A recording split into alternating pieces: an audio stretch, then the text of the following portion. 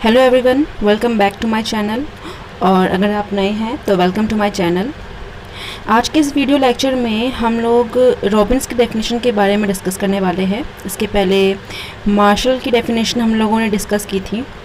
अगर हम लोग रॉबिन्स की डेफिनेशन की बात करें और उससे आने वाले क्वेश्चन की बात करें, या तो आपका बोर्ड एग्ज़ाम हो या फिर यूनिवर्सिटी एग्ज़ाम हो, तो वहाँ पे इस 3 तरीके से सेम क्वेश्चन को पूछा जा सकता है।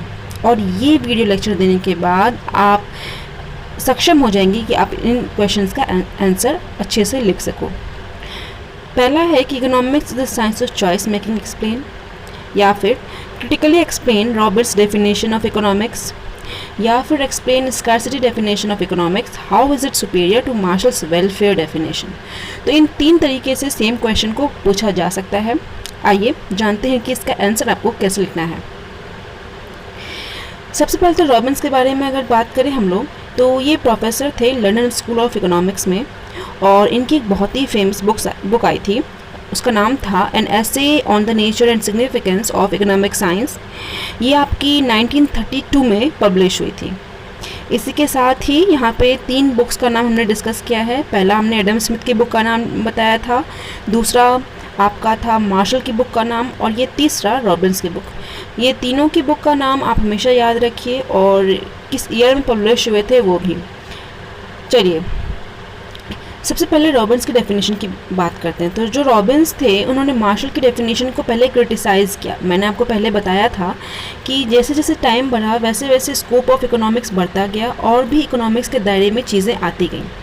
तो मार्शल की जब डेफिनेशन आई तो उन्होंने एडम स्मिथ को क्रिटिसाइज़ किया।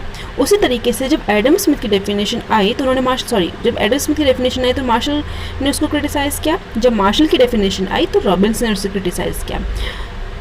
जब तक रॉबिन्स की डेफिनेशन नहीं आई थी तब तक ये माना जाता था कि जो वेलफेयर डेफिनेशन है मार्शल की वो सफिशेंट है इकोनॉमिक्स को डिफाइन करने के लिए। बट रॉबिन्स की बुक पब्लिश हुई an essay on the nature and significance of economic science in 1932, और उसके बाद उन्होंने इकोनॉमिक्स को एक नया शेप दिया और मटेरियल वेलफेयर के अलावा भी कुछ चीज़ें उसमें ऐड की। उनकी डेफिनेशन कुछ इस तरीके से थी: Economics is a science which study human behavior as its relationship between end and scarce means which have alternative uses। सबसे पहले तो रॉबिन्स ने इकोनॉमिक्स को साइंस कहा, ठीक है। उसके बाद उन्होंने ये भी बताया कि ये ह्यूमन बिहेवियर को स्टडी करती है, और कौन सी ह्यूमन बिहेवियर, जिसमें वो अपने लिए बेस्ट चूज़ करता है। रॉबिन्स का कहना था कि जो रिसोर्सेज हैं वो लिमिटेड हैं, लेकिन जो हमारी इच्छाएं हैं, वांट्स हैं, नीड्स हैं लोगों की, वो अनलिमिटेड हैं। तो कैसे हम लिमिटेड रिसोर्सेज से अपनी अनलिमिटेड वांट्स को फुलफिल करते हैं और उसमें से कैसे अपने लिए बेस्ट चूज़ करते हैं लिमिटेड रिसोर्सेज से, यही इकोनॉमिक्स है। अगर हम स्कार्सिटी का मतलब होता है कमी, ठीक है, और एंड का मतलब होता है मंजिल का मतलब होता है उद्देश्य। हमारी आवश्यकताओं की पूर्ति करना हमारा उद्देश्य है। और स्केर्स मीन्स किससे करेंगे हम, ये लिमिटेड रिसोर्सेज से करेंगे। मीन्स रिसोर्सेज जिसके बहुत सारे यूजेस हैं। देखिए इसका फॉर एग्जांपल अगर आपके पास टाइम की हम लोग बात करें, ठीक है, तो जो टाइम है हर आदमी के पास 24 आवर ही हैं, ठीक है। इसी 24 आवर में आपको पढ़ना भी है, आपको गेम भी खेलना है, आपको फ़ोन भी चलाना है, बहुत सारे काम करने हैं। तो कैसे आपका जो रिसोर्स है यानी कि टाइम वो तो लिमिटेड है, लेकिन आपके जो वांट्स हैं वो अनलिमिटेड हैं, बहुत सारे काम आपको उसमें करने हैं। तो उसमें से आप कैसे अपने लिए बेस्ट टाइम टेबल बनाते हो, किस तरीके से अपनी सारी नीड्स को फुलफ़िल करने की कोशिश करते हो, या फिर जो सबसे अर्जेंट नीड है उसको फुलफ़िल करने की कोशिश करते हो। फॉर एग्जांपल पढ़ाई, तो आपको शायद पढ़ाई करना बहुत ज़्यादा इंपॉर्टेंट लगे क्योंकि इससे आपका फ्यूचर सिक्योर है। तो इस तरीके से इकोनॉमिक्स क्या है, जिसमें कि हम स्कैर्स रिसोर्सेज हैं हमारे पास और उन्हीं रिसोर्सेज के हेल्प से हम अपनी नीड्स को फुलफ़िल करते हैं। ये जो स्कार्सिटी है ना, इसी के इर्द गिर्द पूरी की पूरी दुनिया घूमती है, पूरा कॉमर्स घूमता है। अच्छा, आपने ज़रूर सेल के बारे में सुना होगा। तो जब भी कोई अमेज़ॉन या फ्लिपकार्ट कोई सेल ऑफ़र लाते हैं तो हमेशा वो लिखा जाता है कि लिमिटेड स्टॉक है ना। लिमिटेड स्टॉक का मतलब ये है कि उनके पास अभी स्टॉक कम है। उनका मेन पर्पस रहता है कि जब लोगों को पता चलेगा कि किस पर्टिकुलर प्रोडक्ट की स्टॉक लिमिटेड है तो ऑटोमेटिकली उसका क्या होगा, सेल बढ़ेगा, तो यानी कि डिमांड बढ़ेगी, है ना। तो स्कार्सिटी का मतलब हुआ लिमिटेड लिमिटेड, तो यहाँ पर उन्होंने स्कैरसिटी का अगेन बिजनेस में भी यूज़ हो गया। तो इस तरीके से जो स्कैरसिटी है इसी के बेसिस पे पूरी इकॉनमी चलती है, और लिमिटेड रिसोर्सेज को कैसे प्रॉपर यूटिलाइज करना है इसी के लिए क्या होती है, प्लानिंग होती है, इकॉनमी प्लानिंग होती है। ठीक है, जो रॉबिन्स की डेफिनेशन थी, अगर हम उसके एजम्पशंस की बात करें तो वो कुछ इस तरीके से है। सबसे पहला ये है कि जो आपके एंड्स हैं, जो आपके उद्देश्य हैं वो अनलिमिटेड हैं। ठीक है, दूसरा है जो आपके रिसोर्सेज हैं वो लिमिटेड हैं। जैसा कि मैंने भी कहा, फॉर एग्जांपल आप टाइम ले लीजिए, मनी ले लीजिए, ये आपके पास लिमिटेड है। तीसरी बात करें तो ये जो रिसोर्सेज हैं उनके ऑल्टरनेटिव यूजेस हैं, मतलब कि जो एक रिसोर्स है कोई भी, उसके बहुत ज़्यादा यूजेस हैं। उसमें से जो इमीडिएट यूज़ है आपका, जो अर्जेंट यूज़ है आपका, अपने लिए आप वो चुनोगे। तो जैसे कि हम टाइम की बात करें तो टाइम हमारे पास लिमिटेड है और उसके बहुत सारे यूजेस हैं। तो हम कैसे उस टाइम को यूटिलाइज़ करें जो हमारे लिए सबसे अर्जेंट चीज़ है उसके लिए। फॉर एग्जांपल अगेन जैसे कि हम बात करें कि हमारे पास पैसा है, ठीक है, तो पैसा भी लिमिटेड रिसोर्सेज है, मनी। तो मनी से आपका जो रिसोर्सेज है वो लिमिटेड है, लेकिन उस मनी से आपको बहुत सारी अपनी नीड्स फुलफिल करनी है, लेकिन जो आपके लिए अर्जेंट होगा, फॉर एग्जांपल जो फूड है वो आपके लिए अर्जेंट है तो आप उसमें से फूड पहले चुनोगे। दूसरा आपके लिए शेल्टर, जिसमें आप रहोगे, तो रोटी, कपड़ा और मकान। तो इस तरीके से अपने लिए सबसे पहले जो अर्जेंट चीज़ है वो चुनोगे। तो जो भी आपके लिए रिसोर्सेज है उसके बहुत सारे यूजेस हैं। चौथा इसका अजम्पशन ये है कि जितने भी वांट्स हैं वो इक्वली इम्पॉर्टेंट नहीं है। अगेन जैसे कि मनी की बात कर लें तो मनी के से आप बहुत सारी चीज़ें खरीद सकते हो, फूड है, घर है, आप या तो फिर अपने लिए कपड़े ले सकते हो या फिर कार ले सकते हो, एनीथिंग। बट जो सबसे अर्जेंट नीड है वो क्या है आपके लिए, फूड है। तो इस तरीके से जो भी वांट्स हैं वो सारे के सारे इक्वली इम्पॉर्टेंट नहीं हैं। क्लियर? चलिए अब हम रॉबिन्स के डेफिनेशन के कैरेक्टरिस्टिक्स की बात करते हैं। तो सबसे पहला कैरेक्टरिस्टिक्स ये है कि जो हमारी वांट्स है वो अनलिमिटेड है, और ये ह्यूमन नेचर है कि जैसे ही हमारी एक वांट फुलफिल होती है, हमारी एक आवश्यकता फुलफिल होती है, वैसे ही दूसरी आवश्यकता आ जाती है। फॉर एग्जांपल अगर आप रेस्टोरेंट जाते हो खाना खाने के लिए, तो कैसे जाओगे, उसके लिए आप बिल पे करोगे। जब आप खाना खा लोगे उसके बाद आपको पानी की ज़रूरत होगी तो आप पानी खरीदोगे। पानी आपने जब पी लिया तो आपको घर जाने की ज़रूरत पड़ेगी। अगर आप पब्लिक ट्रांसपोर्ट यूज़ करते हो तो उसके लिए आपको पेमेंट करने की ज़रूरत पड़ेगी। अगर आप अपने कार से जाते हो तो फ्यूल डलवाने की ज़रूरत पड़ेगी। तो इस तरीके से जो वांट्स हैं वो आपके अनलिमिटेड तो हैं ही, साथ ही साथ एक के बाद एक, जैसे ही आपका एक वांट फुलफिल होता है, आपको उससे सेटिस्फैक्शन मिलती है, तुरंत दूसरा वांट, दूसरी ज़रूरत आपकी आ जाती है। ठीक है, दूसरा है लिमिटेड मीन्स, जो आपके रिसोर्सेज हैं वो लिमिटेड हैं। वांट्स तो अनलिमिटेड हैं, एक के बाद एक आ जाएंगी, लेकिन जो मीन्स हैं या रिसोर्सेज जिसके थ्रू आप अपने ज़रूरतों को पूरा करोगे वो क्या है, लिमिटेड है। तीसरा है ऑल्टरनेटिव यूज़ ऑफ रिसोर्सेज। ऐसा से डर लिया कि कुछ रिसोर्सेज ऐसे हैं जिसके कुछ क्या सारे के सारे रिसोर्सेज ऐसे हैं जिसके बहुत ज़्यादा यूजेस हैं, तो उसमें से आपके लिए बेस्ट कौन सा है, मोस्ट अर्जेंट कौन सा है, वही चूज़ करोगे। फॉर एग्जांपल अगर किसी एरिया में लैंड है तो लैंड के बहुत सारे यूज़ हैं। फॉर एग्जांपल वहाँ पे हॉस्पिटल हो सकता है, वहाँ पे स्कूल हो सकता है, वहाँ पे कॉलेज खोला जा सकता है, वहाँ पे एग्रीकल्चर के लिए लैंड यूज़ किया जा सकता है, वहाँ पे पार्क के लिए खोला जा सकता है, उस लैंड को यूज़ किया जा सकता है। तो इस तरीके से उसके बहुत सारे यूजेस हैं। बट शायद उस एरिया में अगर हॉस्पिटल ना हो तो गवर्नमेंट को मे बी ज़्यादा ज़रूरत पड़ेगी कि वहाँ पे हॉस्पिटल को खोला जाए। तो एक लैंड के बहुत सारे यूजेस हैं, लेकिन लैंड तो आपका एक ही है, लिमिटेड रिसोर्स है। तो ऑल्टरनेटिव यूज ऑफ रिसोर्सेज। फिर आपका economics is related to that aspect of human behaviour of maximising satisfaction of scarce resources. इसका मतलब है कि इकोनॉमिक्स, रॉबिन्स की भाषा में इकोनॉमिक्स उस बिहेवियर से रिलेटेड है जिसमें कि ह्यूमन जो है अपने लिए बेस्ट चूज़ करता है जिससे कि उसको मैक्सिमम सेटिस्फैक्शन मिले लिमिटेड रिसोर्सेज से। ठीक है, अगला है all wants are not equally urgent. For example अगर आप बीमार हो, अगर आप किसी बीमार व्यक्ति से मिले तो उसके लिए दवा या इलाज ज़्यादा इम्पॉर्टेंट है रादर देन कि वो अपने लिए कुछ लग्जरी आइटम ले।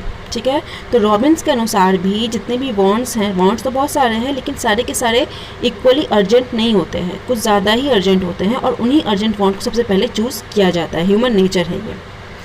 अगला है concern with all kind of behaviour which is concern with choice making. All the human wants are unlimited, all the wants are not equally important और अर्जेंट। तो जो सबसे ज़्यादा इम्पॉर्टेंट वांट है वही इमीडिएटली फुलफ़िल किया जाएगा, और जो लेस इम्पॉर्टेंट वांट है उसको बाद में या उसको पोस्टपोन कर दिया जाएगा। तो जो ह्यूमन बीइंग है वो हमेशा ही कोशिश करता है कि जिस ज़रूरत से को पूरा करने से उसको मैक्सिमम सेटिस्फेक्शन मिले, वही ज़रूरत को वो चूज़ करे कि सबसे पहले मुझे इसी ज़रूरत को पूरा करना है।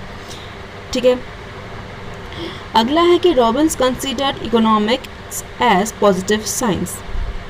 पॉजिटिव साइंस क्या होता है? देखो, पॉजिटिव साइंस वो साइंस है जहाँ पे सिचुएशन को डिफ़ाइन किया जाता है, प्रॉब्लम्स को डिफ़ाइन किया जाता है।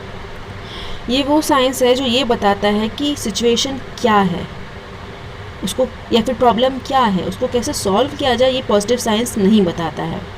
तो जो रॉबिन्स थे उन्होंने इकोनॉमिक्स को साइंस तो कहा, बट कौन सा साइंस कहा? उन्होंने रॉबिन्स ने इकोनॉमिक्स को पॉजिटिव साइंस कहा, जो कि प्रेजेंट सिचुएशन बताता है और ये बताता है कि रिसोर्सेज लिमिटेड हैं, उन रिसोर्सेज को कैसे फुलफ़िल किया जाए या उन रिसोर्सेज को कैसे बढ़ाया जाए, इसके बारे में रॉबिन्स ने नहीं बताया।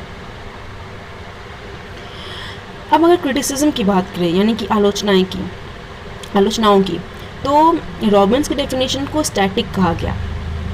स्टैटिक का मतलब ये है कि ये हर टाइम के लिए आपका प्रॉपर नहीं है।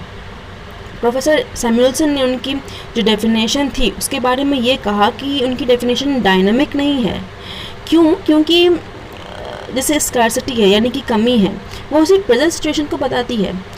कल को जा कर के हो सकता है कि आप उस कमी को पूरा कर सकें, या तो आप प्रोडक्शन को बढ़ाइए या फिर बाहर से सामान इंपोर्ट कीजिए, बहुत तरीके हैं। तो इस तरीके से जो उनकी डेफिनेशन थी वो स्टैटिक थी, सिर्फ प्रेजेंट सिचुएशन के बारे में बताती है। Economic problem also arises from more supply. Supply का मतलब जब ज़्यादा आपकी सप्लाई होती है तब भी इकोनॉमिक प्रॉब्लम्स आ जाती हैं। ऐसा ही हुआ था 1930 के डिप्रेशन में, जहाँ पे बहुत ज़्यादा रिसोर्सेज तो थे लेकिन फिर भी डिप्रेशन आया और इकॉनमी की हालत बहुत ज़्यादा ख़राब हुई और इकोनॉमिक प्रॉब्लम आया। अगली बात करें not fit for socialist economy. Socialist economy वो इकॉनमी होती है जहाँ पे सब कुछ किसके हाथ में होता है? गवर्नमेंट के हाथ में होता है। तो प्रोफेसर मॉरिस ने कहा कि जो रॉबिन्स की डेफिनेशन है वो सोशलिस्ट इकॉनमी के लिए प्रॉपर नहीं है, वहाँ पे सूट नहीं करती है, फिट नहीं बैठती है। क्यों? क्योंकि गवर्नमेंट हमेशा ही ट्राई करेगी कि जो भी लिमिटेड रिसोर्सेज हैं उनको फुलफ़िल किया जाए, क्योंकि लोगों की बहुत ज़्यादा वांट्स हैं, उनको तो हम अनसेटिस्फाइड नहीं रख सकते, क्योंकि अगर हमारे पास रिसोर्सेज लिमिटेड होंगे तो हमारी हो सकता है कुछ ना कुछ आवश्यकताएं अधूरी रह जाएं। तो गवर्नमेंट ज़रूर चाहेगी कि उन आवश्यकताओं को पूरा किया जाए। इसके लिए वो क्या करेगी? रिसोर्सेज को जैसे तैसे अरेंज करने की कोशिश करेगी, चाहे वो इंपोर्ट करे, चाहे वो प्रोडक्शन कैपेसिटी को बढ़ाए। तो ये जो आपका डेफिनेशन है ये फिट नहीं बैठती है सोशलिस्ट इकॉनमी के लिए। अगला है कि ये जो डेफिनेशन है वो रिच कंट्री के लिए भी फिट नहीं बैठती है। वो इसीलिए क्योंकि ये रिच कंट्री के पास इतनी ताकत होती है, इतना पैसा है कि वो रिसोर्सेज को जैसे तैसे मैनेज कर सके और अपने यहाँ के पब्लिक की ज़रूरतों को पूरा किया जा सके। Neglects the problem of growth and stability. The theory of economic growth has recently become a very important branch of economics, but Robbins' definition does not cover it. Economics of growth explains how an economy grows by increasing the national income and productive capacity of the economy. वही बात यहाँ पे कही गई है कि अगर आप स्कार्सिटी की बात करते हो, कमी की बात करते हो, रिसोर्सेज आपके लिमिटेड हैं, तो आप इस चीज़ को इग्नोर कर रहे हो अपनी डेफिनेशन में कि उनको बढ़ाया भी जा सकता है। उनको बढ़ाने के लिए आप चाहो तो प्रोडक्शन कैपेसिटी को बढ़ा सकते हो, ज़्यादा से ज़्यादा प्रोड्यूस करो, इससे एम्प्लॉयमेंट भी बढ़ेगा, इससे ग्रोथ भी आएगा किसी भी कंट्री में। तो इस चीज़ को रॉबिन्स ने एक्सप्लेन बिल्कुल भी नहीं किया है कि अगर रिसोर्सेज लिमिटेड हैं तो उनके प्रोडक्शन को बढ़ा करके भी रिसोर्सेज को जो है बढ़ाया जा सकता है, और जिससे कि ग्रोथ एंड स्टेबिलिटी आए किसी भी इकॉनमी में। इस बारे में रॉबिन्स ने बिल्कुल नहीं बताया। अगला है economics is not only positive but also normative science. Positive science क्या होता है? जो कि आपकी प्रेजेंट सिचुएशन के बारे में बताता है, सिर्फ प्रॉब्लम के बारे में बताता है, उसका सल्यूशन नहीं देता है। लेकिन इस बात को रॉबिन्स का ये जो एजम्पशन था कि इकोनॉमिक्स पॉजिटिव साइंस है जो कि सिर्फ प्रेजेंट सिचुएशन को बताता है कि स्कार्सिटी है, कमी है, वो ये नहीं बताता कि इस स्कार्सिटी को दूर कैसे किया जाए, रिसोर्सेज को कैसे बढ़ाया जाए। लेकिन इकोनॉमिक्स में ये सारी चीज़ें भी तो आनी चाहिए। सिर्फ प्रॉब्लम को बताना इकोनॉमिक्स का काम तो नहीं हुआ, सल्यूशन देना भी इकोनॉमिक्स का काम हुआ। तो इसी चीज़ को बाद में क्रिटिसाइज़ किया गया। अगला है concern with social behaviour rather than individual behaviour. देखो, जो आपका इकोनॉमिक्स है, बाकी इकोनॉमिक्स ने ये कहा कि आप इसको सिर्फ इंडिविजुअल बिहेवियर के रूप में इकोनॉमिक्स को नहीं पढ़ सकते हो। देखिए, चॉइस मेकिंग की जो बात होती है ना, वो इंडिविजुअल पे डिपेंड करती है। हर एक इंडिविजुअल क्या अपने लिए डिसीजन लेता है, ये उस पर डिपेंड करता है। तो यहाँ पे एज अ सोसाइटी को नहीं लिया गया इकोनॉमिक्स की डेफिनेशन में।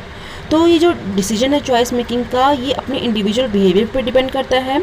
सोशल या सोसाइटी को हम नहीं इंक्लूड कर सकते हैं, या सोसाइटी को उससे कुछ फ़र्क नहीं पड़ता है। तो इससे क्या हुआ, इकोनॉमिक्स को जो है बहुत ही लिमिटेड स्कोप हो गया उनकी डेफिनेशन के अकॉर्डिंग, क्योंकि उन्होंने सोसाइटी को इकोनॉमिक्स में नहीं लिया है। क्योंकि आपका चॉइस मेकिंग इंडिविजुअल बिहेवियर, तो सोशल बिहेवियर को तुमने इंक्लूड नहीं किया अपनी डेफिनेशन में, तो इसलिए जो उनका डेफिनेशन है उसको क्रिटिसाइज़ किया गया। Does not offer solution to LDCs। LDCs का मतलब होता है लेस डेवलप्ड कंट्रीज़। ये वो कंट्रीज़ होती हैं जहाँ पे रिसोर्सेज तो बहुत ज़्यादा होते हैं, स्कार्सिटी कहीं भी नहीं होती है, लेकिन वहाँ पे प्रॉपर फैसिलिटीज़ नहीं होती हैं, या फिर कह सकते हैं कि गवर्नमेंट कहीं ना कहीं पीछे रह जाती है रिसोर्सेज को कैसे प्रोडक्शन बढ़ाया जाए, या फिर लोगों की ज़रूरतों को कैसे पूरा किया जाए, इन सारी चीज़ों के लिए। तो जो रॉबिन्स की डेफिनेशन थी, उन्होंने सोल्यूशन नहीं दिया है इस प्रॉब्लम को लेकर के कि जो LDCs होती हैं वहाँ पर रिसोर्सेज लिमिटेड नहीं होते हैं, वहाँ पर तो बहुत ज़्यादा रहते हैं, फिर क्यों वहाँ पर इकोनॉमिक प्रॉब्लम आती है। चलिए बात करते हैं कि रॉबिन्स की डेफिनेशन सुपीरियर कैसे है मार्शल की डेफिनेशन से। हालांकि रॉबिन्स की डेफिनेशन को बहुत ज़्यादा क्रिटिसाइज़ किया, स्टिल जो रॉबिन्स की डेफिनेशन है जिसमें कि स्कार्सिटी का टर्म यूज़ हुआ है, ये जो शब्द यूज़ हुआ है, ये हर तरीके की इकॉनमी के लिए एकदम सूटेबल है, हर तरह की इकॉनमी के लिए ये फिट बैठती है। जानते हैं कि रॉबिन्स की डेफिनेशन सुपीरियर कैसे। सबसे पहले है साइंटिफिक डेफिनेशन। जो रॉबिन्स की डेफिनेशन है वो बहुत ज़्यादा साइंटिफिक है।